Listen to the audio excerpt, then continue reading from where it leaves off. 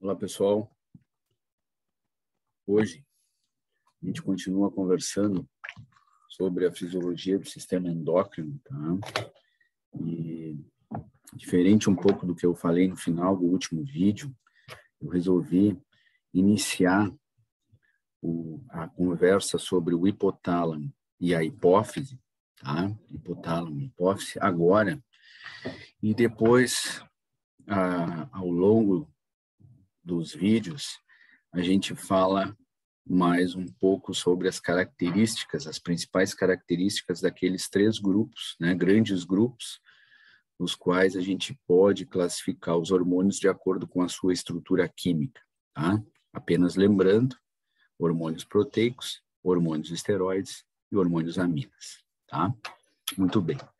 Então, vocês talvez já tenham visto na anatomia, tá, a localização do hipotálamo e da hipófise, certo?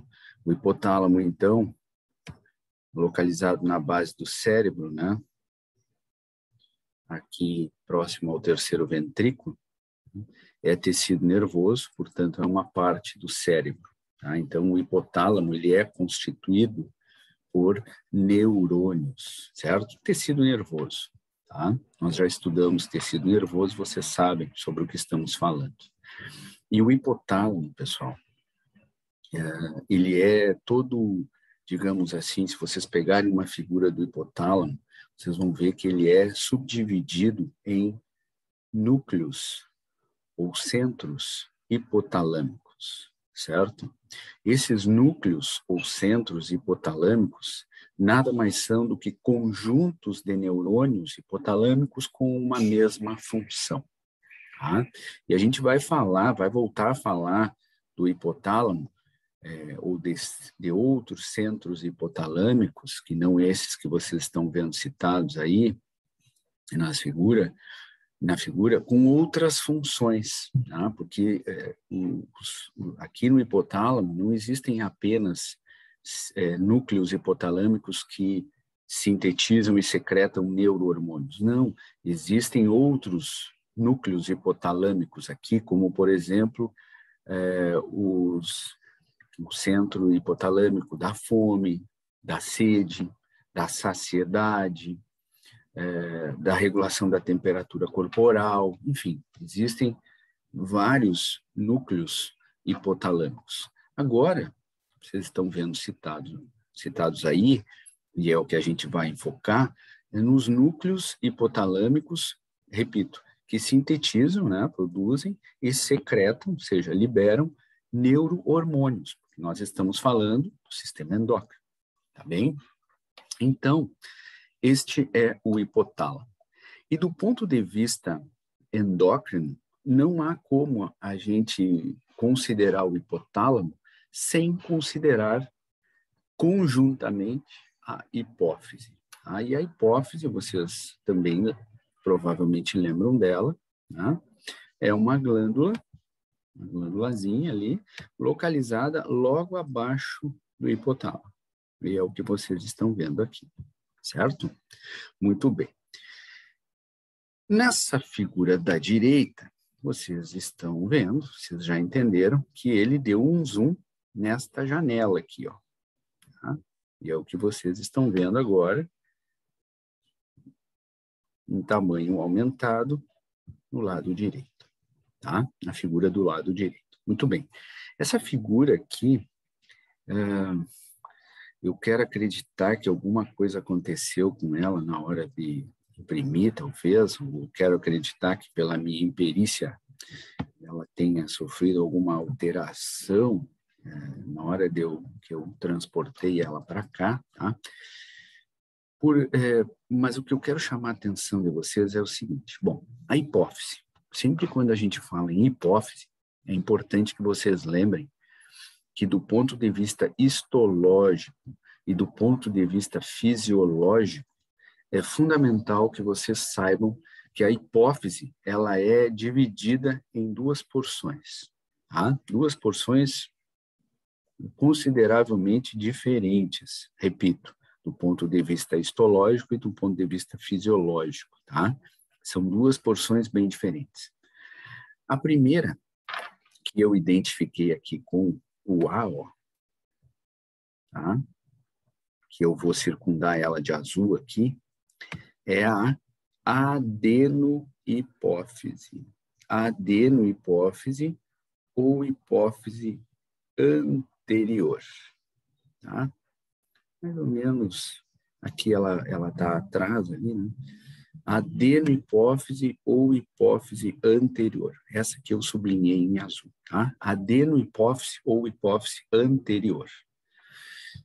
E vou circular em vermelho esta que eu identifiquei com N aqui, tá? Que vocês estão vendo aqui mais ou menos. Essa daqui para ficar mais claro. A neurohipófise, em vermelho aqui, tá? Vou passar por cima. Neurohipófise ou hipófise posterior, tá?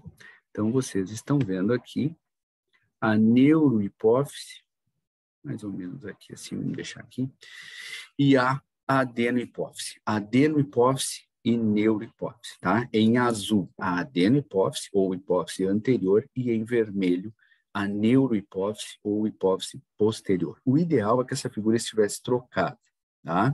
Que a neurohipófise aparecesse aqui ao lado esquerdo de vocês e a neurohipófise aparecesse no lado direito de vocês. Esse era o ideal, tá? Muito bem. Vamos falar um pouquinho, primeiro, da neurohipófise, então. A neurohipófise, pessoal, se vocês observarem bem, tá? A neurohipófise, e esse prefixo neuro aí já dá a ideia de neurônio, de sistema nervoso, de tecido nervoso, tá? Então, a neurohipófise, ela é formada, constituída por axônios e terminais axônicos de neurônios hipotalâmicos, tá? Então, vocês estão vendo aqui, ó, que ele mostrou para vocês 2 neurônios, tá? Hipotalâmicos. Aqui está o corpo celular, o neurônio, aqui está o núcleo deste neurônio, tá? E aqui a mesma coisa, tá? Um segundo neurônio, o corpo celular deste segundo neurônio aqui, tá? O núcleo deste neurônio, deste segundo neurônio, tá? Então, os corpos celulares e, consequentemente, os núcleos destes neurônios que formam a neurohipófise estão localizados no hipotálamo, tá? Especificamente nesses 2 núcleos aqui, supraóptico e paraventricular, tá? Muito bem. E aí vocês observam, então, que os axônios destes neurônios hipotalâmicos, deixa eu trocar de cor aqui para ficar, vou colocar o preto para ficar mais visível, tá? Vocês observam, então, que esses axônios, tá, destes neurônios hipotalâmicos, chega num determinado momento, eles se prolongam, né? E chega num determinado momento que vocês observam que eles estão formando neurohipófise, ou seja, eles se prolongam e aí, em um determinado momento, eles entram na neurohipófise, né? E acabam formando neurohipófise. Então, aqui está em preto os axônios e os seus terminais axônicos mostrados aqui, ó, tá? Então, a neurohipófise, ela é constituída por axônios e terminais axônicos de neurônios hipotalâmicos. Essa é a neurohipófise, tá? E ela não produz hormônios. A neurohipófise, ela não sintetiza hormônios, certo? Qual é a função da neurohipófise, então?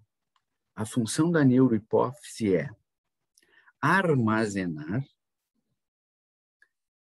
ali nos terminais axônicos e liberar na corrente sanguínea 2 neurohormônios produzidos lá no hipotálamo, tá?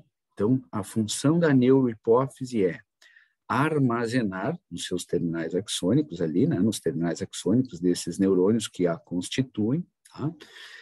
E liberar, em determinados momentos, na corrente sanguínea, esses neurohormônios, que são neurohormônios hipotalâmicos. Tá? Por que esses, e eu já vou dizer o nome deles, tá? Mas por que esses dois neurohormônios que eu estou me referindo são hipotalâmicos e não são neurohipofisários?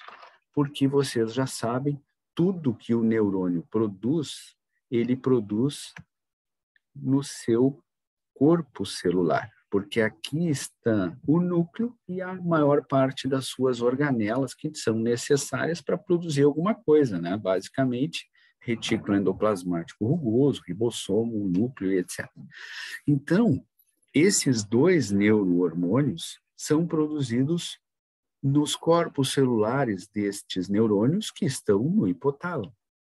Depois, esses neurohormônios, eles são guardados, né, envolvidos em vesículas, certo? Vesículas secretoras, e essas vesículas são transportadas ao longo do axônio e armazenadas lá no terminal axônico.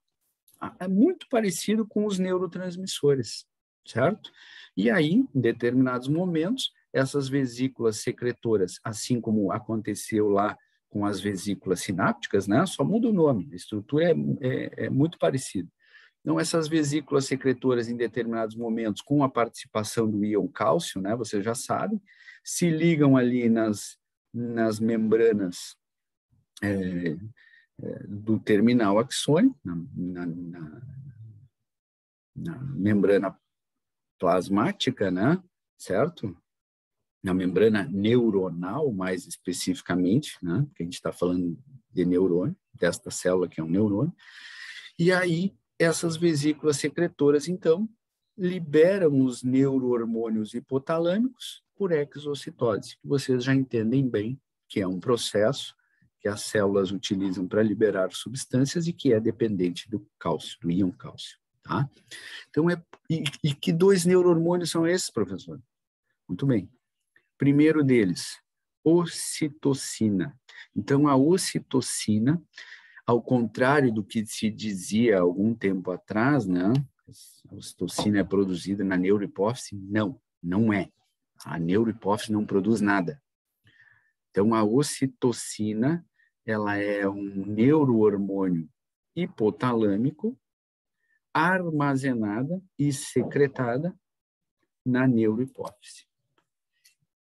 E o segundo neurohormônio hipotalâmico, que é armazenado e liberado na neurohipófise, pela neurohipófise, é o AD, D de Dinamarca, H, hormônio antidiurético, AD de Dinamarca, H, tá? Vou escrever aqui. Então, os dois hormônios hipotalâmicos, repito, produzidos no hipotálamo e armazenados e secretados na neurohipófise são a ocitocina. Em alguma literatura vocês podem encontrar oxitocina com X, porque é da tradução do inglês, né? Oxitocina, tá? Ocitocina, eu já vou falar sobre a função dela. E o segundo, que é o AD,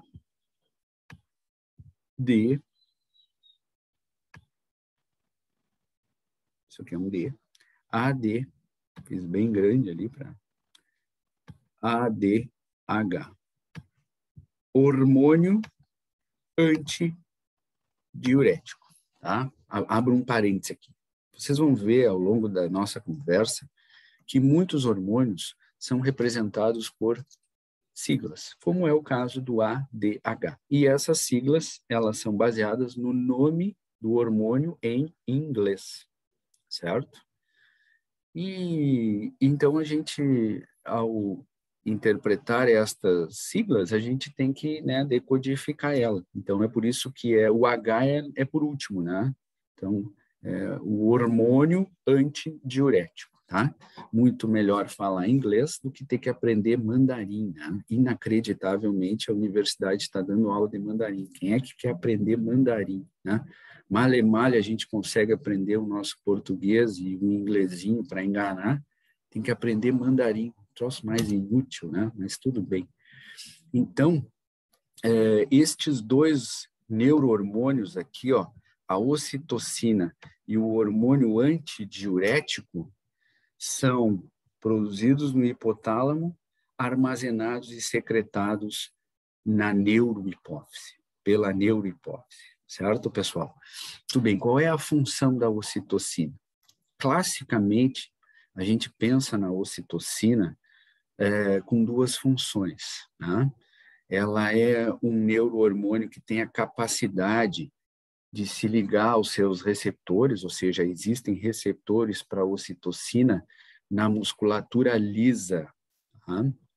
Musculatura, né? Portanto, musculatura lisa das mamas e na musculatura lisa também do miométrio, ou seja, no miométrio uterino. O músculo, na parede do útero, existe uma camada muscular. Esta camada, obviamente, é músculo liso. E esta camada a gente denomina de mio, né? Mio de músculo e metro, miométrio. Tá? É uma camada, é a camada muscular da parede uterina. Então, a ocitocina, ao se ligar aos seus receptores, tá? Tanto na musculatura das mamas quanto na musculatura da parede uterina, ela estimula a contração dessa musculatura. Portanto, a ocitocina tem duas funções clássicas, assim. Primeira delas, na ejeção do leite, né, porque ela estimula a contração da musculatura lisa e isso ajuda a ejetar o leite, né? Então, a ocitocina, ela participa da ejeção do leite, não é da síntese, mas da ejeção, tá? Da expulsão do leite, e também participa do mecanismo do parto, porque ela estimula a contração da parede uterina, da musculatura uterina, né? E isso, então, faz com que o útero se contraia e isso auxilia na expulsão, né, do feto, certo? Portanto, atua no mecanismo do parto, estimulando as contrações uterinas, certo? Então, essas são as duas funções clássicas da ocitocina, assim. De uns anos para cá, a ocitocina tem sido estudada e tem sido atribuída a ela também uma terceira função, né? que é o hormônio responsável, tem sido chamado do hormônio do amor, digamos assim, né? É aquele hormônio que estimula, né, a aproximação entre duas pessoas, né? Se a gente pensar, então, no exemplo que a gente estava falando, fizer uma conexão com o parto, com a amamentação, né? A gente pode também conectar a ocitocina aí na ligação materno-filial, né? Então, para que a mulher, após o parto, ela, obviamente, né? Isso aí, hoje em dia, né, pessoal, com a evolução da espécie, né? É uma questão comportamental, assim, é uma questão básica, óbvia, né? Mas a gente tem que pensar na espécie humana como uma espécie que também foi evoluindo e ainda está evoluindo, né, enquanto espécie, certo? Mas, então, se nós formos nos primórdios do comportamento humano, né, o hormônio ocitocina parece ser o hormônio que estimula, então, essa ligação extremamente forte, né, materno-filial, né, certo? Então, esse seria o hormônio que explicaria este comportamento, essa atração materno-filial, tá? Tem sido atribuída também a ligação entre casais, né? Aquela coisa assim, eu vou morrer, que fulano brigou comigo, a fulana me largou, eu vou morrer. Né? Teoricamente, aquela vontade de estar junto com a pessoa se deve aos altos níveis de ocitocina que são liberados sempre que está junto com aquela pessoa, né? Então, isso é de certa forma, vicia, certo?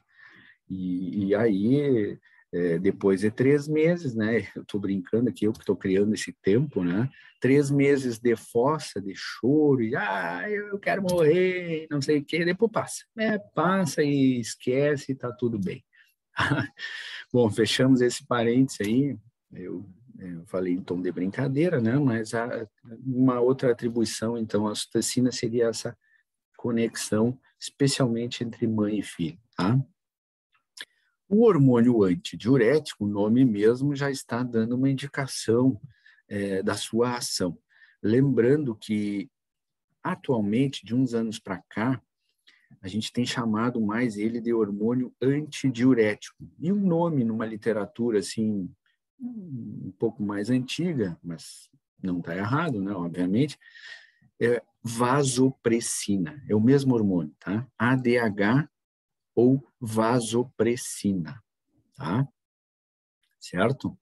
Então, este hormônio antidiurético, a função dele, ao cair na corrente sanguínea, é ir lá no néfron, e lá na fisiologia do sistema urinário a gente vai falar do néfron, né? O néfron é a unidade funcional dos rins, certo? E este ADH vai lá no néfron e aumenta a reabsorção de água, faz com que uma maior quantidade de água saia do néfron, após ter filtrado, obviamente, saia do néfron e retorne para a corrente sanguínea.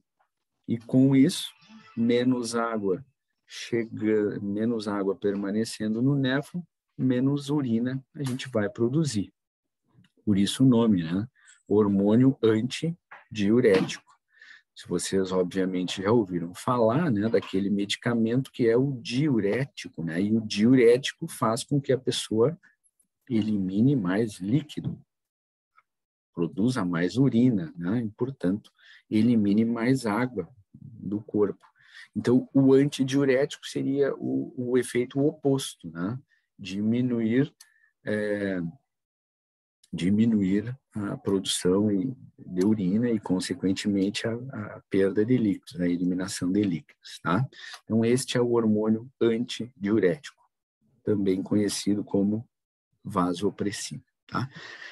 Com esses dois hormônios, esses dois neurohormônios, né, são os armazenados na neurohipófise. Um detalhe aqui, pessoal. A gente fala na ocitocina como um hormônio, no ADH como um hormônio, não tem problema nenhum.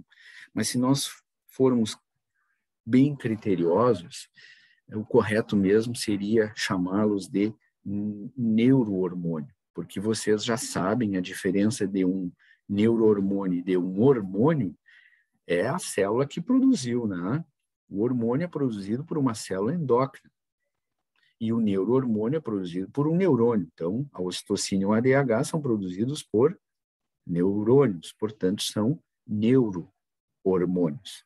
Mas na literatura mesmo a gente usa, né, comumente o termo hormônio para esses dois aí, tá? Mas interessante que vocês saibam que, se forem criteriosos mesmo, seria neurohormônio, tá? Tudo bem, essa é a neurohipófise, então, tá? Ou hipófise posterior, que estaria, deixa eu pegar o vermelho aqui, né? Nesta glândulazinha, a neurohipófise estaria localizada aqui onde eu pintei, agora de vermelho, tá? Por sua vez, a adenohipófise, ou hipófise anterior, estaria localizada aqui, assim, tá? E esta adenohipófise, ou hipófise anterior, esta sim, esta é uma porção da hipófise formada por células, por grupos celulares, então, esta adenohipófise, ela é formada por células, por grupos de células endócrinas. Existem diferentes grupos de células endócrinas, tá? Teoricamente, 6 grandes grupos de células aqui na adenohipófise, e cada um desses grupos é responsável pela produção de um hormônio, tá? Vamos simplificar, vamos usar esse. Então, são grupos de células endócrinas, que formam a adenohipófise. A função destas células adenohipofisárias, dessas células endócrinas aqui da adenohipófise, é controlada, ou seja, estimulada ou inibida por neurohormônios hipotalâmicos. Tá? Então, vocês estão vendo aqui, ó, deixa eu pegar o verde, então. Vocês estão vendo aqui em cima, na legenda, que neurônios, especialmente dos núcleos dorso medial, dorso mediano, como ele chamou aqui, dorso ventral e infundibular, tá? São núcleos hipotalâmicos, certo? Então, neurônios destes núcleos hipotalâmicos, especialmente, produzem e secretam na corrente sanguínea neurohormônios, e estes neurohormônios, caindo na corrente sanguínea, chegam até a adenohipófise, estimulando ou inibindo a produção de de hormônios adenohipofisários. Repito. Então, alguns centros hipotalâmicos, como esses que vocês estão vendo ali na legenda, produzem neurohormônios, liberam esses neurohormônios na corrente sanguínea e, através da corrente sanguínea, estes neurohormônios chegam à adenohipófise, controlando a ação a função destas células endócrinas, destas células adenohipofisárias. Quando eu digo controlando a função, eu quero dizer estimulando as células adenohipofisárias a produzirem os seus hormônios ou, em alguns casos, inibindo essa síntese de hormônios nas células endócrinas da adenohipófise, tá? A gente já está quase chegando no final do nosso tempo, a gente vai voltar a falar no próximo vídeo especificamente da adenohipófise, tá? Mas enquanto a gente tem um tempinho, vamos acrescentando informações, então, sobre a adenohipófise, tá? Um detalhe aqui. Vocês estão vendo na legenda que aqui no hipotálamo, está mostrando para vocês, nesta parte aqui do hipotálamo, está mostrando para vocês um plexo capilar primário, ou seja, uma rede de capilares. É uma rede de capilares que irrigam o hipotálamo, tá? Uma rede de capilares hipotalâmicos. E logo abaixo, vocês estão vendo o que ele chamou aqui de plexo capilar secundário, ou seja, uma segunda rede de capilares. Certo? Esse tipo de estrutura aí, uma rede de capilar, ou capilares primários, né, como ele chamou, e logo em seguida uma segunda rede de capilares, ou capilares secundários, como ele chamou ali, tá? Só existem em 3 partes do nosso corpo. Aqui, no hipotálamo e na hipófise, lá nos rins, quando se tem os capilares glomerulares, logo em seguida os capilares peritubulares, e depois lá no trato digestório, onde se tem uma rede de capilares irrigando ali, basicamente, estômago e intestinos, e logo em seguida uma rede de capilares irrigando o fígado, ou seja, os capilares hepáticos. Quando se tem esta estrutura aí, uma rede de capilares e logo em seguida uma segunda rede de capilares, nós temos um sistema porta, tá? O mais conhecido é o sistema porta hepático, que é justamente esse que tem lá no trato digestório, né, no sistema digestório. é o sistema porta-hepático, né? Vocês já ouviram falar, obviamente, da veia-porta e etc, tá? E a gente vai falar um pouco sobre esse sistema porta-hepático lá na Físio B, tá? Lá na fisiologia do sistema digestório. Assim como nós também vamos falar desse sistema porta que existe, né, dessa estrutura que existe lá nos rins, quando nós falarmos da fisiologia do sistema urinário, lá na Físio B. E aqui aparece esse sistema porta, né, hipotálamo hipofisário, certo? Então, isto possibilita com que substâncias caiam na corrente sanguínea e logo em seguida, né, na próxima rede de capilares, saiam da corrente sanguínea e ajam em algumas células. Neste caso aqui, neurohormônios hipotalâmicos caem na corrente sanguínea e logo em seguida saem da corrente sanguínea e vão se ligar aos seus receptores nas células endócrinas, nas células que formam a adenohipófise, tá?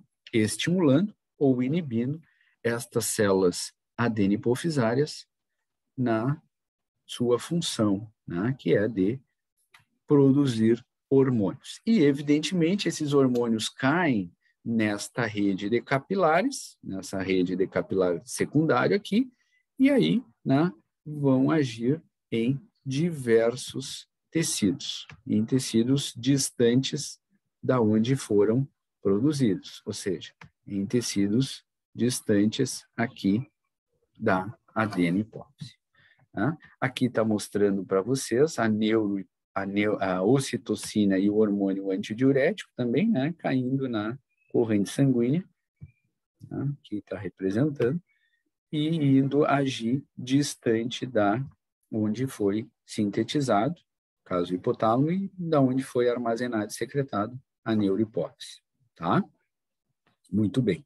No próximo vídeo, a gente vai voltar a usar esta figura aqui, mas com enfoque na adenohipófise. Esta figura é uma figura muito semelhante a essa, tá? Hoje o objetivo era lembrar para vocês a localização do hipotálamo, localização da hipófise, lembrar para vocês que a hipófise, do ponto de vista histológico e fisiológico, é dividida em duas porções bem diferentes. Uma delas é a adenohipófise, a outra é a neurohipófise, certo? Então, ficamos por aqui hoje. Um abraço e até o próximo vídeo.